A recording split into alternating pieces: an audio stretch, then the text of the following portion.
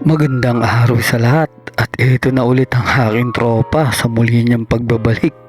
Mukhang buo na ulit ang loob mo at lakas ng tropa. Talagang sinunod-sunod mo na tropa, napakaangas na. Ibang iba ka na talaga tropa sa mga nakaraang takot ka pa sa karayom.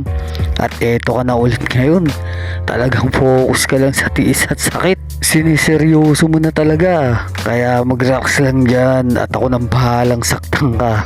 Huwag ganyan tropa, dapat tiis pogi ka lang. At may mga nanonood sa session mo. Konting tiis na lang tropa at matatapos na din yung session mo. Ayos yan, okay na. Pwede mo na ipagyabang yan.